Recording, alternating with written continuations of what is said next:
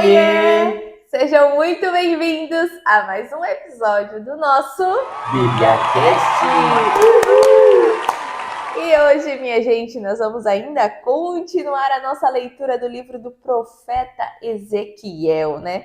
Hoje vai ser dia de lermos Ezequiel 21, 22, 23 e 24 e no final nós vamos fazer a nossa análise de tudo que a gente vai estar lendo aqui hoje, tá? Então já te convido para você ficar com a gente até o final e abrir a sua Bíblia aí em Ezequiel 21. Babilônia, a espada do juízo divino. Esta palavra do Senhor veio a mim, filho do homem, vire o seu rosto contra Jerusalém e pregue contra o santuário. Profetize contra a terra de Israel, dizendo-lhe: Assim diz o Senhor: Estou contra você, empunharei a minha espada para eliminar do seu meio tanto o justo quanto o ímpio. Uma vez que eu vou eliminar o justo e o ímpio, empunharei a minha espada contra todos, desde o Neguebe até o norte. Então todos saberão que eu, o Senhor, tirei a espada da bainha e não tornarei a guardá-la. Portanto, comece a gemer, filho do homem. Comece a gemer diante deles com o coração partido e amarga tristeza. E quando perguntarem por que você está gemendo, diga: por causa das notícias que estão vindo. Todo coração se derreterá e toda mão penderá frouxa, todo espírito desmaiará e todo joelho se desfará em água. Veja, está vindo e acontecerá, declara o soberano Senhor. Esta palavra do Senhor veio a mim. Filho do homem, profetize e diga que assim diz o Senhor. Uma espada afiada e polida, afiada para a mortandade, polida para luzir como relâmpago. Acaso nos alegraremos?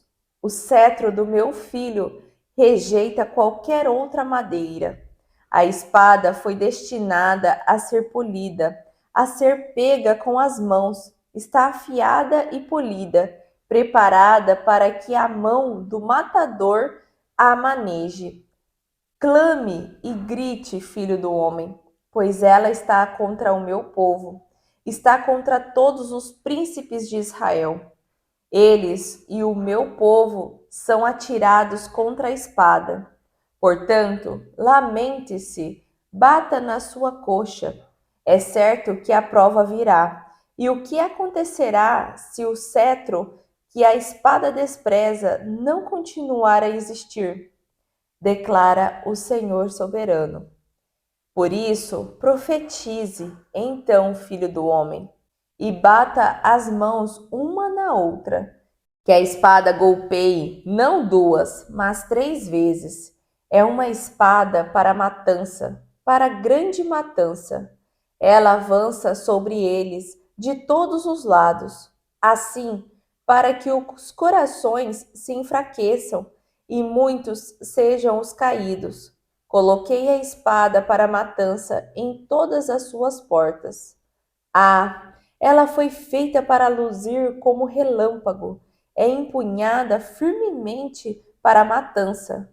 Ó espada, seja afiada, vai para a direita e para a esquerda, para onde quer que se dirija a sua lâmina. Eu também baterei as minhas mãos uma na outra, e a minha ira diminuirá. Eu, o Senhor, falei. A palavra do Senhor veio a mim. Quanto a você, filho do homem, trace as 2 estradas que a espada do rei da Babilônia deve seguir, as 2 partindo da mesma terra. Em cada uma delas, coloque um marco indicando o rumo de uma cidade. Trace uma estrada que leve a espada contra Rabá dos Amonitas e a outra contra Judá e contra a Jerusalém fortificada, pois o rei da Babilônia parará no local de onde partem as 2 estradas para praticar adivinhação. Ele lançará a sorte com flechas, consultará os ídolos da família examinará o fígado.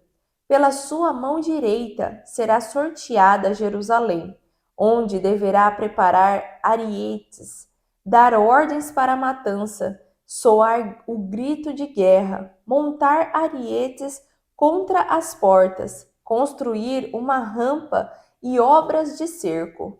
Isso parecerá um falso presságio aos judeus, que tinham feito uma aliança com juramento, mas o rei invasor os fará recordar a sua culpa e os levará prisioneiros. Portanto, assim diz o soberano Senhor: visto que vocês trouxeram à lembrança a sua iniquidade mediante rebelião ostensiva, revelando seus pecados em tudo o que fazem, vão ser levados prisioneiros. Ó profano e ímpio príncipe de Israel, o seu dia chegou, o tempo em que a iniquidade terá fim. E assim diz o soberano Senhor: tire o turbante e a coroa, não será como antes. Os humildes serão exaltados e os exaltados serão humilhados. Ruína, ruína, eu farei dela uma ruína. Não será restaurada, enquanto não vier aquele a quem ela pertence por direito. Eu a darei a ele. E você, filho do homem, profetize e diga que assim diz o soberano Senhor acerca dos amonitas e dos seus insultos. Uma espada desembainhada para a matança, polida para consumir e luzir como relâmpago, a despeito das visões falsas e das adivinhações mentirosas sobre vocês, ela será posta no pescoço dos ímpios que devem ser mortos e cujo dia chegou, o tempo em que a iniquidade terá fim. Volte a espada à sua bainha, no lugar onde vocês foram criados, na terra dos seus antepassados, eu os julgarei. Derramarei a minha ira sobre vocês, soprarei o fogo do meu furor contra vocês. Eu os entregarei nas mãos de homens brutais, hábeis na arte da destruição. Vocês serão combustível para o fogo. O seu sangue será derramado na sua terra, e vocês não serão mais lembrados, porque eu, o Senhor, falei. Ezequiel 22. Os pecados de Jerusalém. Veio a mim esta palavra do Senhor: filho do homem, você a julgará? Você julgará essa cidade sanguinária? Então confronte-a com todas as suas práticas repugnantes e diga: assim diz o soberano, o Senhor: ó cidade que traz condenação sobre si mesma, por derramar sangue em seu meio e por se contaminar fazendo ídolos. Você se tornou culpada por causa do sangue que derramou e por ter se contaminado com os ídolos que fez. Você apressou o seu dia, chegou o fim dos seus anos. Por isso farei de você objeto de zombaria para as nações e de escárnio em todas as terras. Tanto as nações vizinhas como as distantes zombarão de você, ó cidade infame e inquieta.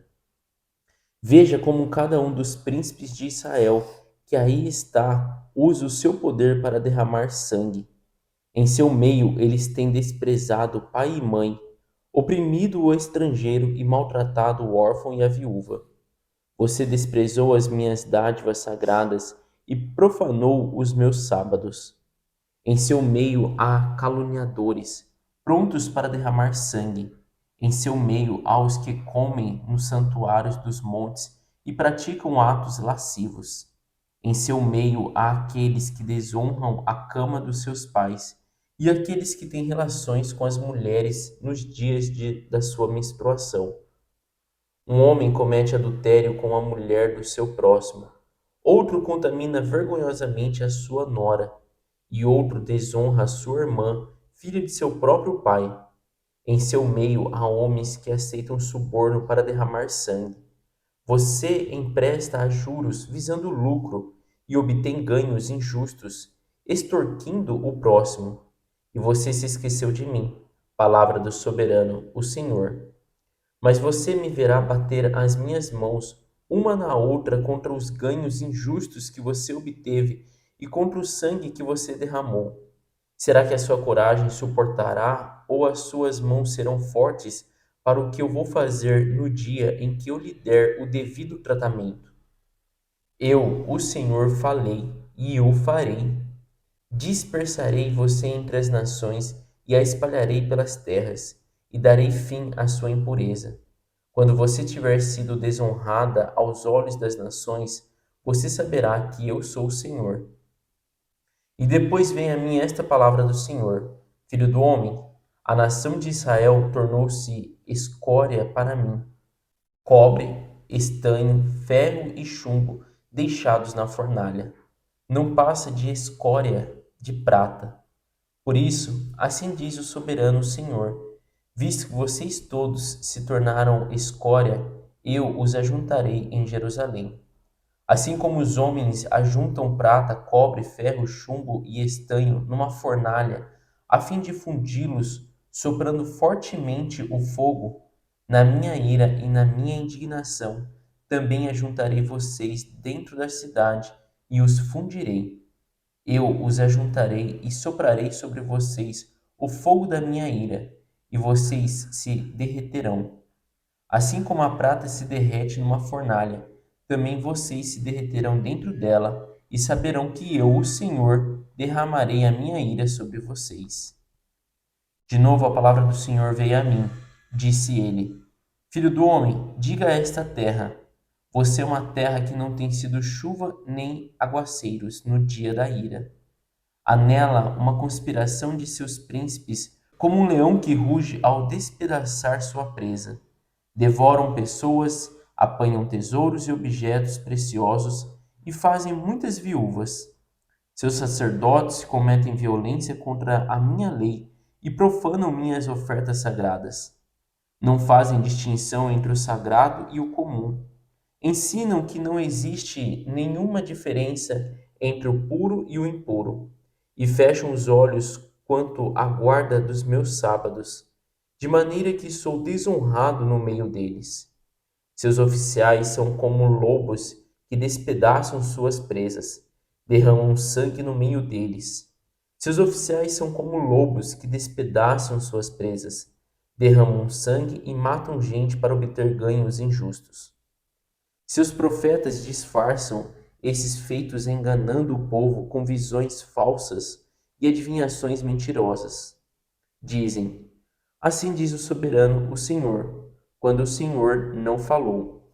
O povo da terra pratica extorsão e comete roubos, oprime os pobres e os necessitados e maltrata os estrangeiros, negando-lhes justiça.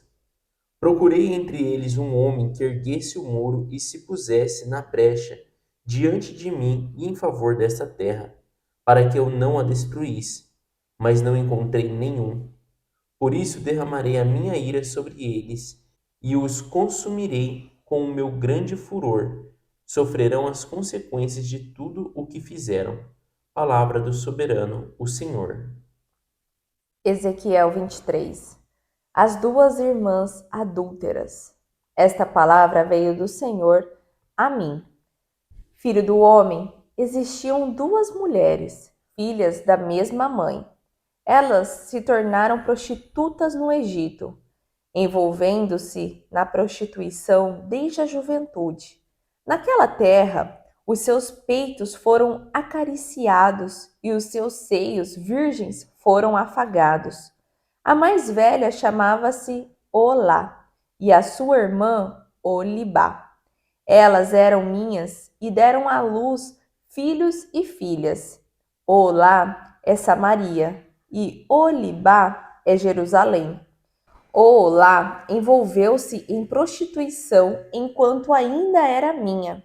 Ela se encheu de cobiça pelos seus amantes, os assírios, guerreiros vestidos de azul, governadores e comandantes, todos eles cavaleiros jovens e elegantes.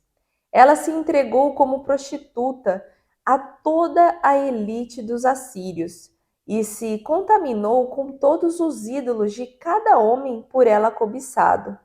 Ela não abandonou a prostituição iniciada no Egito, quando, na sua juventude, homens dormiram com ela, afagaram seus seios virgens e a envolveram em práticas dissolutas.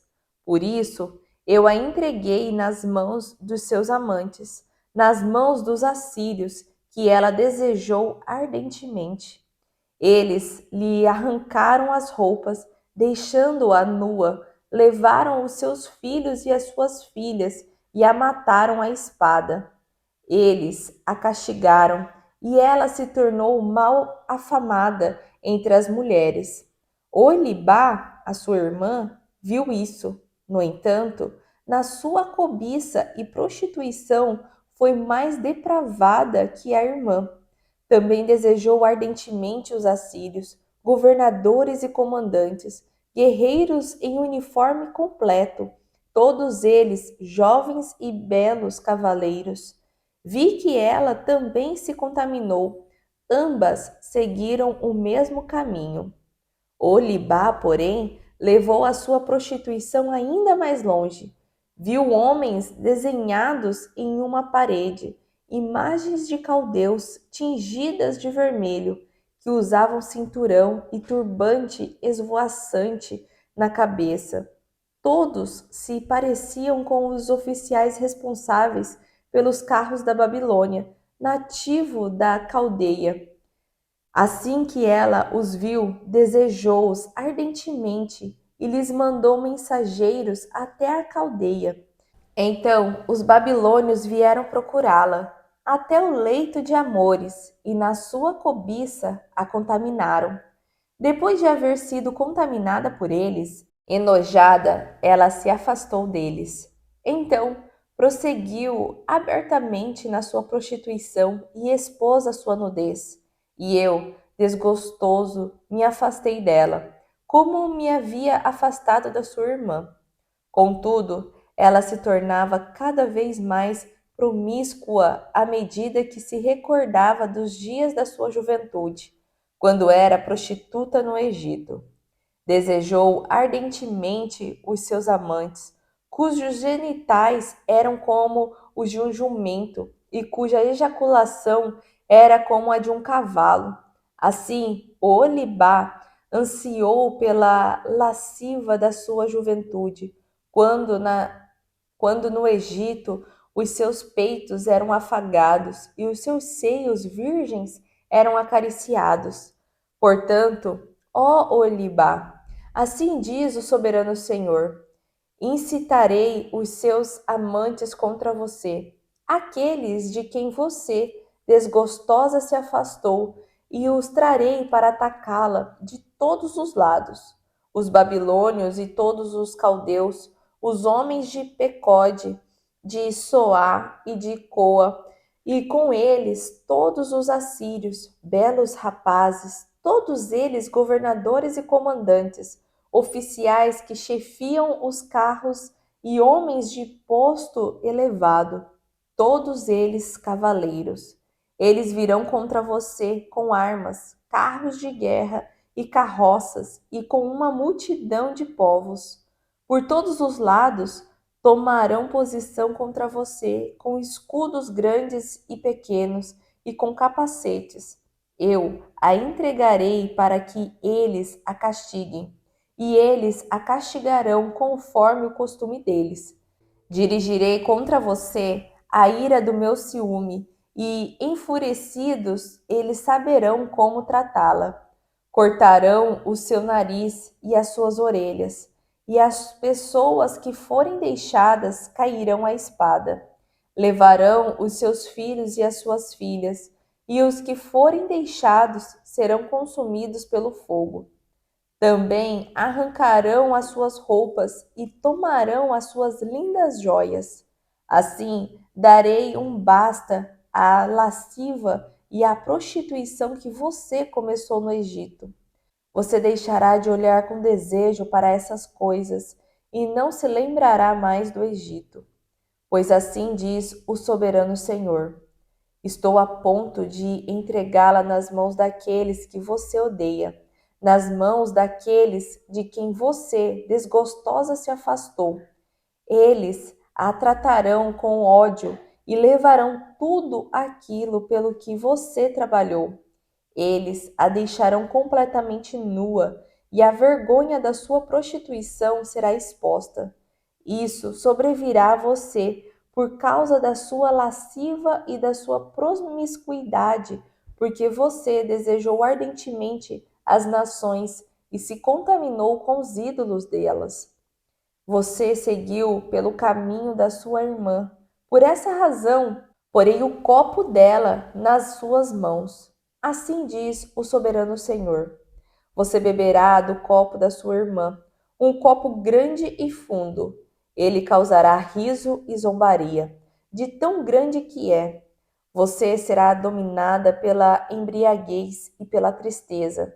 Com esse copo de desgraça e desolação, o copo de Samaria, a sua irmã.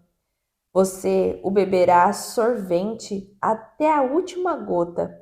Depois o despedaçará e mutilará os próprios seios. Eu mesmo disse, declara o soberano Senhor.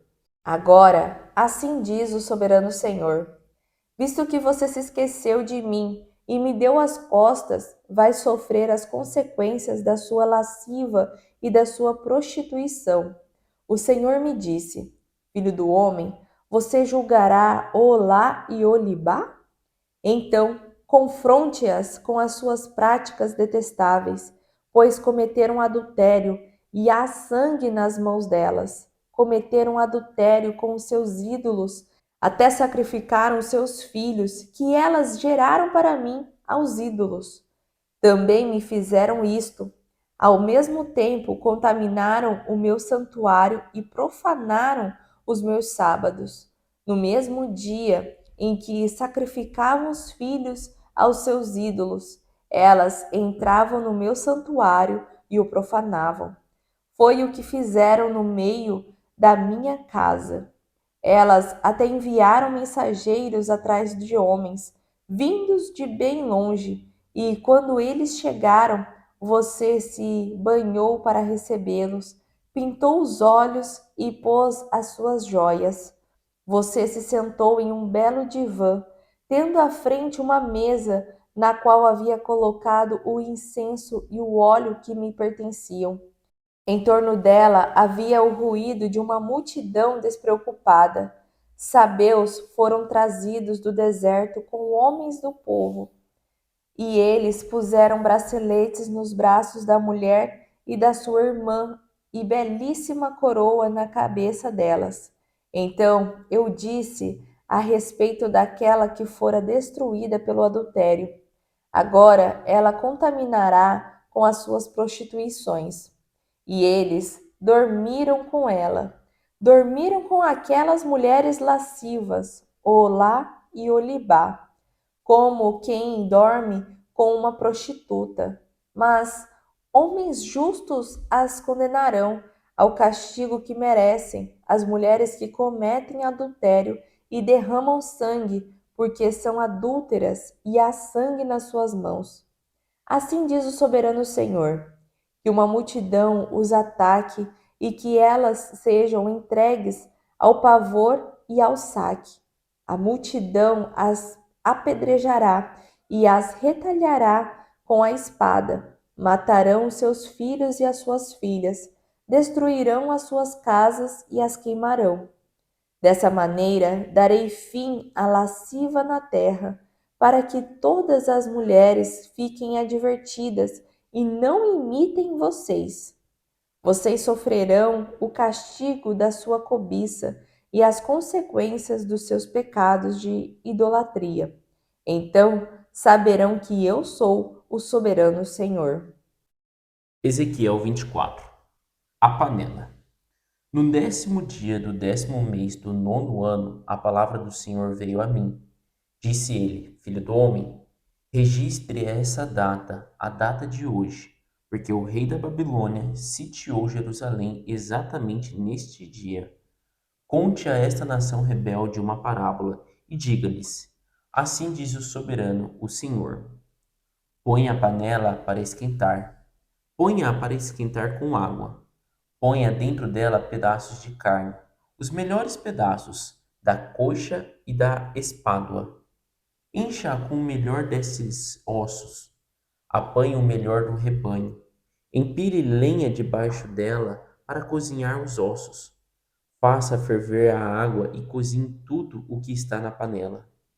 Porque assim diz o soberano Senhor: ai da cidade sanguinária, da panela que agora tem uma crosta, cujo resíduo não desaparecerá.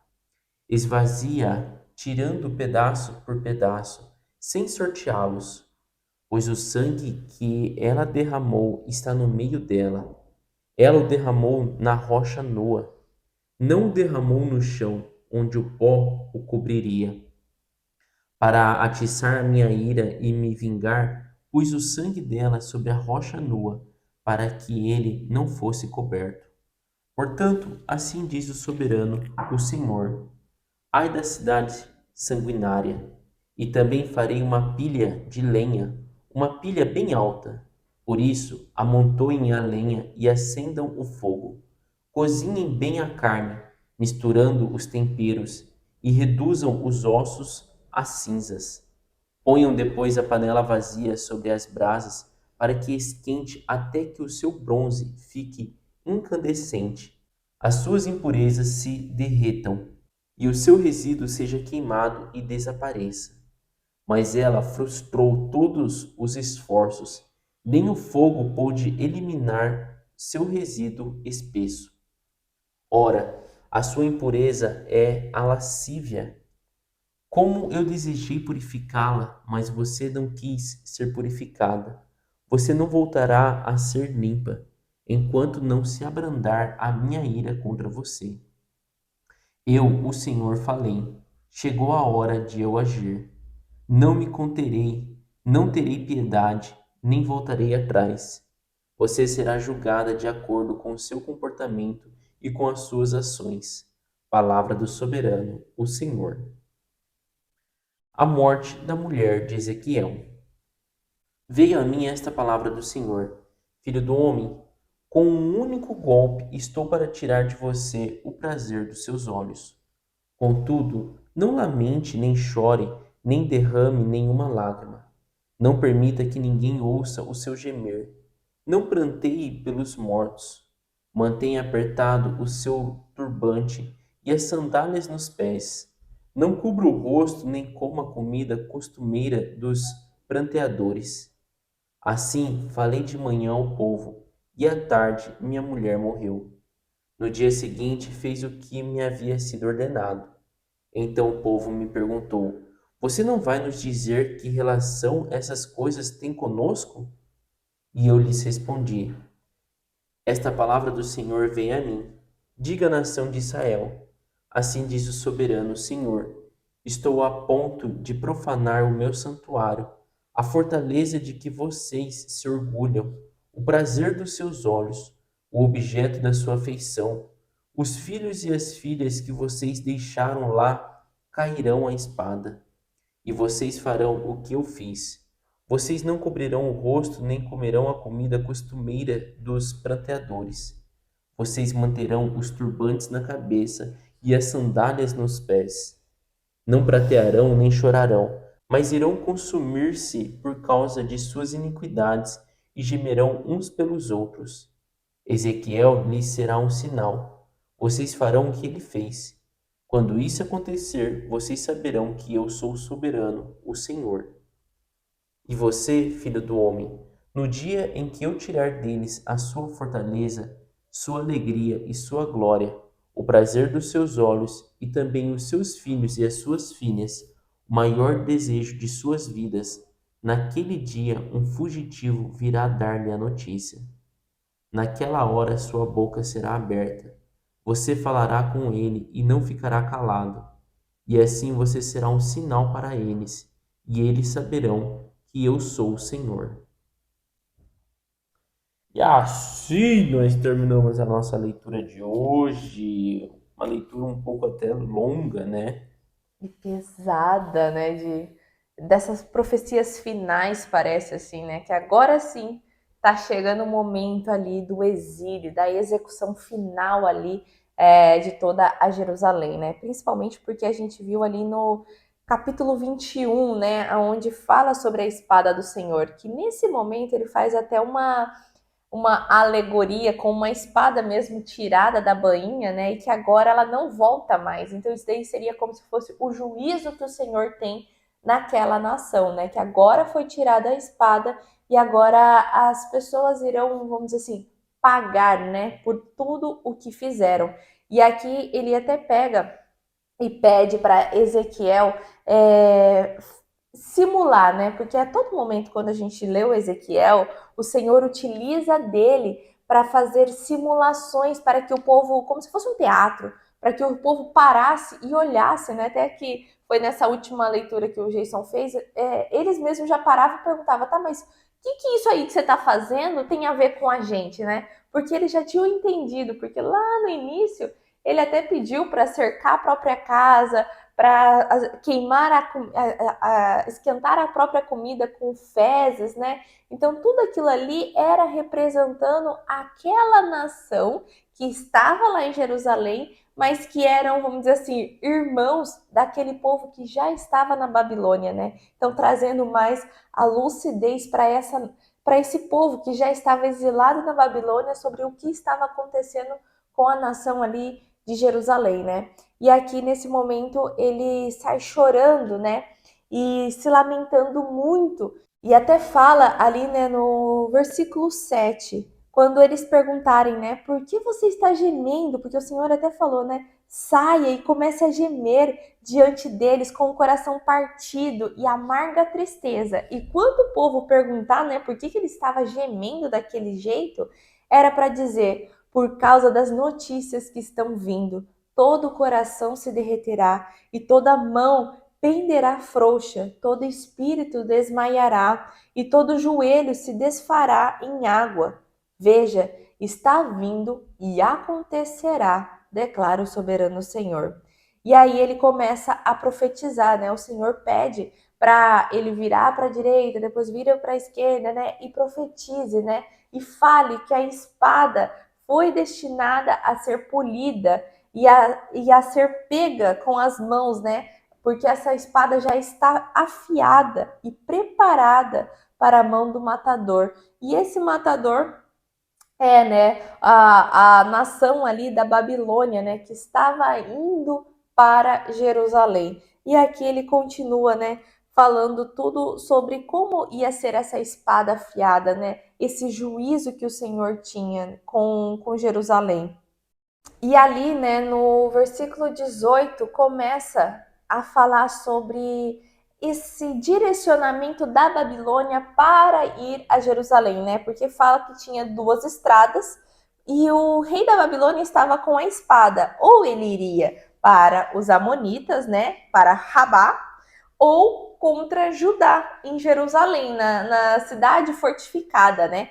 E isso é legal da gente entender que no comecinho, tipo assim, é Deus falando para Ezequiel isso, né? Tipo assim, Ezequiel, trace duas estradas e coloque nelas, né? Aqui é os Amonitas e aqui é Jerusalém. Então, tipo assim, Deus está falando para Ezequiel o que vai acontecer antes mesmo de acontecer. Então, ele tá, tipo, falando, ó, faça isso porque isso que vai acontecer, né?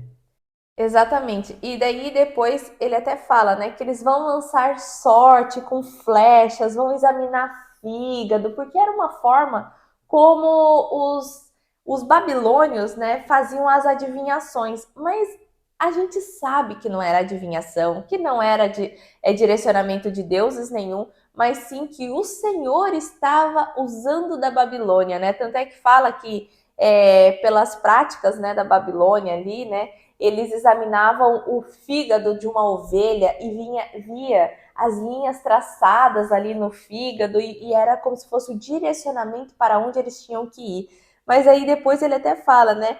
Isso parecerá um falso presságio, lá no versículo 23. Isso parecerá um falso presságio aos judeus, que tinham feito uma aliança com juramento, mas o rei invasor os fará recordar a sua culpa e os levará prisioneiros. E sobre isso a gente falou no episódio anterior, né? E isso a gente viu no episódio anterior, né? Falando lá que Zedequias foi posto ali como governante, né, em Jerusalém pelo rei da Babilônia, Nabucodonosor, e eles fizeram uma aliança, né, um acordo. Só que logo após esse acordo, a Zedequias, que devia ser fiel ali Nabucodonosor e ficaria tudo bem, não foi atrás do Egito para pedir apoio, né, de carros, de cavalos e carruagens. Então aqui nesse momento está falando, olha, agora vocês vão se recordar da culpa, né? Porque não era para Nabucodonosor estar invadindo daquela forma, né? E depois, né, o Senhor continua ali, né, falando com Ezequiel ali, mostrando que sim, que vai vir ruína, que sim, as pessoas serão levadas prisioneiras, né? Isso a gente até viu já no livro de Jeremias, né? Que depois desse cerco que a Babilônia vai ficar ali cercando, o povo vai se render, vamos dizer assim, em um momento, não se render, né? A Babilônia vai atacar por conta da fome e tudo mais que eles vão estar passando, e eles vão ser levados também como prisioneiros, vão ser exilados também. Então vai ser o último exílio ali de Jerusalém, né? O Jerusalém em si é o último exilado.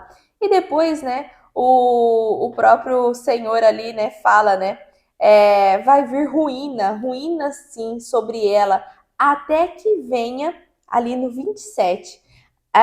Ela não será restaurada enquanto não vier aquele a quem ela pertence por direito. Eu a darei a ele. E essa a quem ela pertence por direito está falando sobre o reinado davídico, né? E quem vai vir da linhagem de Davi é Jesus Cristo. Então, vai ter essa interrupção da promessa do Senhor para aquela nação por um momento, que vai ser esse momento do exílio que eles vão estar sofrendo, e depois ela vai ser entregue ao reino de Davi ali, que é o reino final, né? E depois ali, né, após o versículo 30, a gente vê já o fim, vamos dizer assim, dessa espada agindo ali, né, que fala no 30. Volte a espada à sua bainha, no lugar onde vocês foram criados, na terra dos seus antepassados, eu os julgarei. Derramarei a minha ira sobre vocês, soprarei o fogo do meu furor contra vocês e os entregarei nas mãos de homens brutais, hábeis na arte da destruição.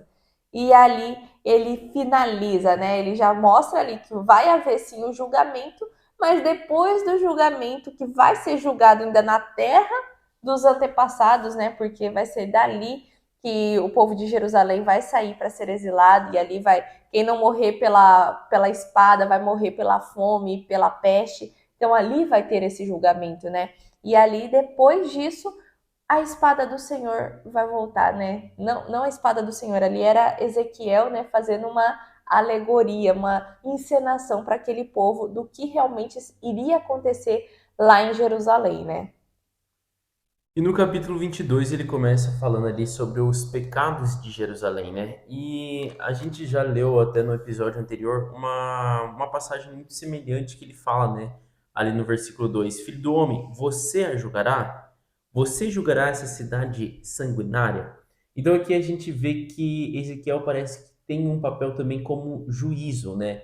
Eu imagino que Ezequiel, sendo ali um profeta do Senhor e falando com o povo da Babilônia, ele ouvia, né? Ouvia as coisas que o Senhor falava através dele, né? E ele falava aquilo para o povo, mas ele também deveria ouvir muita coisa do povo, né? De tipo assim, nossa, mas eu não acredito que Deus vai permitir que isso aconteça conosco, né?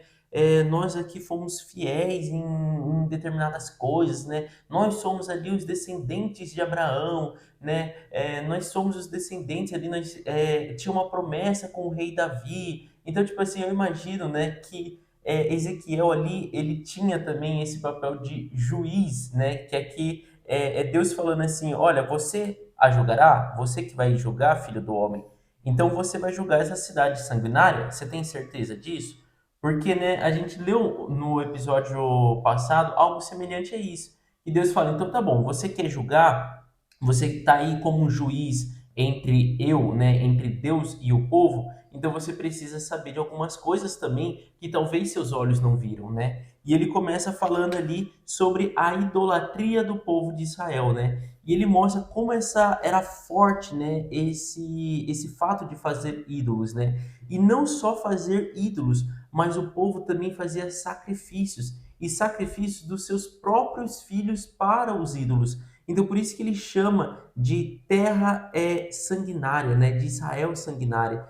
E ali vai decorrendo tudo explicando sobre isso, sobre contaminar fazendo ídolos, fazer a idolatria e ainda derramar o sangue dos filhos, não na terra, né, onde o pó talvez poderia tampar, mas derramava em santuários, né, fazia ali em lugares de pedra, que o sangue ainda ficava à vista de todos. Então é que Deus está falando assim, olha, veja, né, esse lado também do povo que talvez você não sabia, porque isso é muito comum, né? Às vezes a gente vê uma desgraça também acontecendo e tem compaixão, e isso é certo, isso é bonito, mas às vezes tem coisas que a gente não sabe do que aquela outra pessoa fazia, né?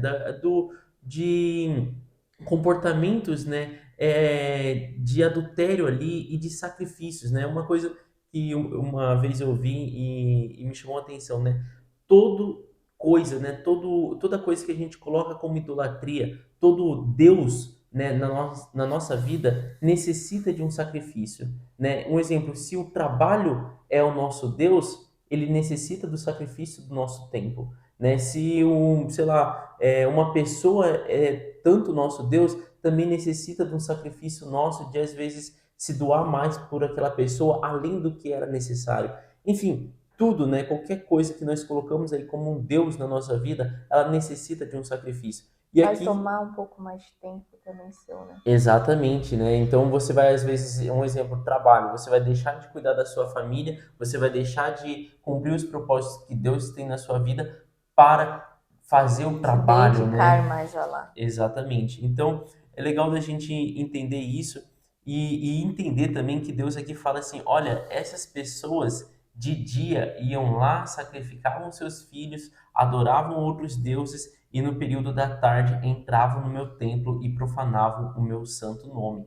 Então, tipo, é aquilo que a gente falou, né? Não era que o povo de Israel estava ali e, tipo, tinham abandonado o Senhor, né? Eles estavam totalmente perdidos. Eles iam lá, faziam os sacrifícios deles, né? Faziam ali, adoravam outros deuses e à tarde ainda voltava ali, vamos dizer assim, para a igreja no final da tarde para fazer o trabalho, né, da igreja ali, né? Então, assim, isso gerava um nojo, né, dentro do Senhor ali, uma ira gigantesca, né?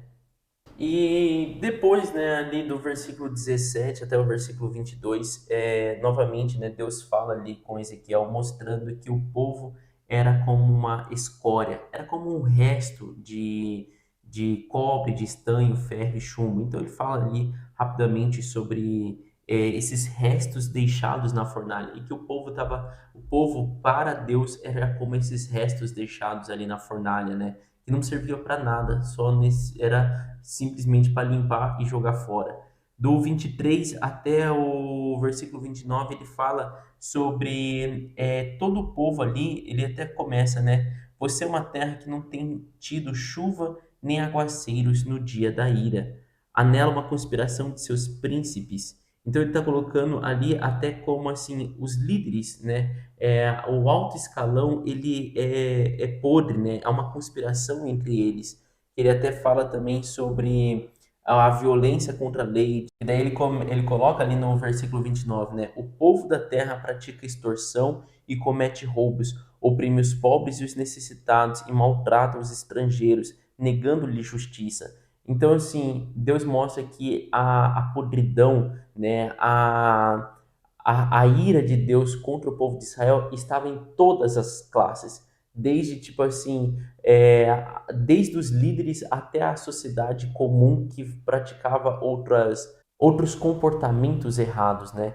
Então assim, aqui é tipo assim, a gente tem que entender que no começo, né, Deus está falando para Ezequiel, Ezequiel, você vai julgar essa nação, você vai ser juiz entre eles. Então tá bom, então você precisa ouvir o lado da defesa, vamos dizer quase isso, né? Deus falando, deixa eu te explicar tudo como que foi, né?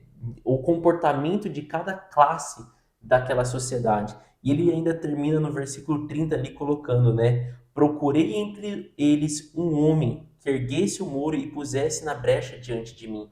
Ou seja, eu procurei entre a sociedade de Israel alguém, alguma pessoa que pudesse colocar entre ali o muro e fizesse com que eu não a destruísse aquela nação. Mas ele coloca, mas não encontrei nenhum. Por isso derramarei a minha ira sobre eles e o consumirei com meu grande furor, né? Então, assim, ele falou, pronto, agora fiz, né, a minha defesa, Ezequiel. Você escutou todo lado, né, de Deus, tudo a minha ira, tudo que é como o povo de Israel profanou meu santo nome, né? E depois, né, a gente vai ali pro capítulo 23, que fala sobre as duas irmãs adúlteras, né? E aqui, essas duas irmãs adúlteras era Samaria e Jerusalém. Samaria aqui ele colocou o nome como Olá e Jerusalém como Olibá. Olá significa sua tenda e Olibá significa minha tenda está nela. E ali em Samaria, né? Samaria era uma cidade aonde Jerusalém meio que desprezava, porque ela se achava muito superior, né? E Samaria, a todo tempo ali, desde do tempo do Egito e tudo, ela se corrompeu. E ali, quando Jerusalém lá toda certinha, vamos dizer assim, né? Olhava ela e desprezava e achava que ela era super impura. E quando aqui Ezequiel coloca essa comparação, parece até um choque para aquela nação que estava exilada ali na Babilônia.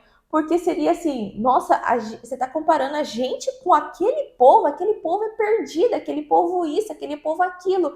E aí, quando fala deles, né, de ser o Olibá, onde a tenda estava nela, assim, o templo do Senhor estava ali em Jerusalém, né? E fala que eles foram piores do que Samaria. Por quê? Porque eles já tinham visto o exemplo daquela irmã, né? E mesmo vendo o exemplo daquela irmã, fez tudo igual e até pior. Que foi o quê? Eles corriam atrás dos egípcios, eles corriam atrás dos assírios, eles corriam atrás de todas essas outras nações querendo proteção. Eles davam até mesmo no reinado ali de Acaz, Acaz, ele estava, vamos dizer assim, bem, né? Ele podia ter ganhado, mas o que ele foi? Ele foi atrás ali da Síria e vendeu até mesmo coisas de dentro do templo do Senhor para ter a proteção do rei, né? Então ali a todo tempo desse capítulo 23, a gente vê até umas palavras até um tanto mais pesada, aonde tocou, apalpou os seios virgens dela, deixou ela nua e tudo mais, para mostrar realmente como ela era, né? Quando ela estava caminhando com o Senhor, ela era uma virgem, ela era uma protegida, ela tinha as riquezas, os adornos dela, mas pela proteção, vamos dizer assim, do noivo dela, né? E quando ela ia atrás desses outros reinados e tudo mais, seria como se ela estivesse adulterando, né? E ela estava se prostituindo, mas até em outros capítulos que a gente já leu anteriormente, o Senhor até assimila ela como uma prostituta perdida, porque as prostitutas no normal recebiam para se prostituir e ela muito pelo contrário, ela pagava, né? Até tirava os ouros, tirava as coisas de dentro do templo do Senhor para pagar aos reis por essa proteção e por tudo mais. Então aqui o Senhor estava comparando de uma forma bem baixa, vamos dizer assim, essas duas nações, mas uma forma assim para dar um chacoalhão para aquele povo que estava se achando muito, muito justo, muito certinho, que eles estavam pagando por algo que eles não mereciam pagar. Então, nesse momento dessa comparação, foi porque realmente eles julgavam muito aquela outra nação e se achavam muito superior a eles, né? A gente vê uma dificuldade no livro de Ezequiel do povo reconhecer os erros deles, né? Então, como a Sayuri está falando, né? Aqui era tipo assim, pô, Jerusalém, você viu o erro da irmã de vocês. Vocês julgaram a irmã de vocês por ter se envolvido com os assírios. e logo depois vocês foram pior, porque vocês se envolveram com os assírios, vocês se envolveram com o Egito, vocês se envolveram com todo tipo de nação que estava ao redor de vocês e trouxeram os ídolos deles de todos os lugares. Então, tipo assim, é como a senhora falou, né? A gente já leu também em outros episódios. Primeiro, o povo achava que eles estavam pagando por algo que não era deles, né? Um pecado que era dos antepassados deles. Depois eles achavam que eles eram, tipo, Santos demais, vamos santos dizer. demais. Jamais eles são piores, né? Ali, como a senhora falou, primeiro comparar com Samaria e ainda falar que eles eram piores que Samaria, nossa, jamais isso, né? Nunca. Nós somos aqui os perfeitos, né? Os descendentes ali da tribo de Davi, somos os descendentes de Abraão, né? Então, tipo assim, tinha essa dificuldade de tirar as escamas dos olhos, Principalmente do povo de Jerusalém, né? principalmente do povo de Jerusalém, né? E daí depois, né, ele dá esse chacoalhão, né, nessa população que era muito justa, muito certa, né, e ainda fala, após ali o versículo 22 para frente, falando, eu vou usar contra vocês esse povo onde você se prostituiu, todos esses assírios, os babilônios e tudo mais, eles vão vir e atacar vocês. Esse povo onde você se deitava, né, e você se gostava, tudo, eles mesmos vão te atacar e vai te deixar nua, né, que vai ser o que realmente vai acontecer, né, os chefes, os oficiais de carros de guerra, tudo vai atacar ali a Jerusalém e vai destruir ela, né, pela essa iniquidade que ela tinha, né. E quando vamos ali pro capítulo 24, né, que foi o último capítulo, ele começa falando a panela. E a gente já leu em Ezequiel mesmo, é uma linguagem figurativa, né, que ele usa a panela. E aqui o que eu acho bacana é a data, né, que é colocada aqui, que ele coloca no 10º dia do 10º mês do 9º ano, a palavra do Senhor veio a mim. E foi no 9º ano, né, que Ezequiel estava exilado, e no 9º ano do reinado de Zedequias que começa o cerco em Jerusalém. Então aqui, né, a palavra de Deus veio a Ezequiel no mesmo período que estava realmente iniciando o cerco lá em Jerusalém, né? E daí ele diz aqui, né, registre, no versículo 2, registre esta data, a data de hoje, porque o rei da Babilônia sitiou Jerusalém exatamente neste dia, né? Então era aquilo que a gente falou, era como Ezequiel ali fosse realmente Deus mostrando, né, através da vida dele ali o que estava acontecendo em Jerusalém, porque não tinha WhatsApp naquela época, não tinha nem e-mail, né, nem MSN, não tinha nada como eles se comunicarem, né, gente? Era realmente por pessoas andando e era tempo que levava. O cara saía ali de Jerusalém até ele chegar lá na Babilônia, era 90 dias ou até mais, né? E ainda tinha os falsos profetas, né? Para piorar essa situação, a gente já viu já que Ezequiel e o Senhor estava ali falando contra os falsos profetas, que aqueles falsos profetas falavam que isso ia durar 2 anos, que tudo aquilo era mentira, que eles não iriam pagar por tanto tempo. Então tinha também contra isso que Ezequiel e o Senhor estavam lutando, né? E ali ele começa, né? Ponha na panela para esquentar. Então, a panela, gente, era o símbolo de Jerusalém. Então, a panela, ela tem aquele cerco, né? A panela, ela é redonda ali, feita de aço, de barro, de alguma coisa. Então, era Jerusalém. Então, ele está falando, pegue essa panela e agora comece a esquentar. Ou seja, né?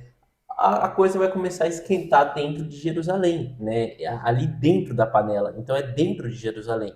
E ele fala, coloca pedaços, os melhores pedaços. Esses melhores pedaços eram o povo, né? Ali que estava em Jerusalém e que realmente se sentia sendo um bom pedaço. Eles colocavam assim: nossa, nós fomos poupados. Nós não fomos para o exílio. Nós somos os melhores. Por isso que Deus poupou nós, né? Então ele fala: pega essa panela, esquenta a água, que o caldo vai começar a engrossar aqui, o negócio vai começar a ferver dentro de Jerusalém, e põe os melhores pedaços, porque tá mostrando assim, essas pessoas que se acham ser, né, a Os carne maiorais. boa, os maiorais, vão entrar agora dentro dessa água quente.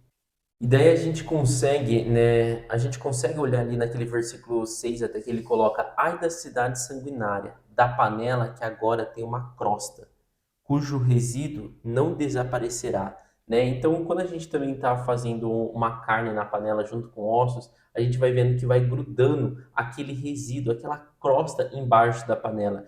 Ele está fazendo essa assimilação, que agora essa panela tem uma crosta, cujo resíduo não pode desaparecer, né? E ele vai falando, vai tirando os pedaços por pedaços, sem sorteá-los, vai tirando tudo e depois ele ainda continua mostrando ali como terminar essa panela de carne, né? É toda ali uma ilustração de cozinhando, mostrando sobre o que estava acontecendo com Jerusalém. E depois a gente vê ali que ele fala, junta lenha, junta, põe mais fogo, tal, tira as carnes, e agora vai pondo na panela vazia sobre a brasa que está super quente, ali já no versículo 11, né? Só para vocês se situarem aí. E daí ele falou: você vai ver que não vai sobrar nada, as suas impurezas se derretam, o seu resíduo seja queimado e desapareça. Então aqui mostra assim que cozinhou tanto negócio que ali já tem também uma crosta, um resíduo que é algo que tipo assim mostrando o tempo inteiro que o povo de Jerusalém tipo assim vai chegar a virar nada, porque eles tinham muita impureza, tinha muita coisa detestável para Deus, né? Então a panela de Jerusalém, a carne que está sendo colocada ali, todo o resíduo que está sendo feito, o tempo inteiro está colocando pro o povo de Jerusalém, né? Então até ele coloca ali no versículo 13, né? Ora, sua impureza é a lascívia. Como eu desejei purificá-la, mas você não quis ser purificada. Você não voltará a ser limpa enquanto não se abrandar a minha ira contra você.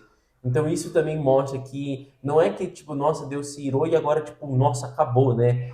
O tempo inteiro Deus tentou fazer purificar essa carne, tentou trazer, né, ali uma visão melhor, um plano melhor para Jerusalém, mas eles não quiseram e agora ele colocou, né? Você não voltará a ser limpa até que a minha ira, né, se passe contra você.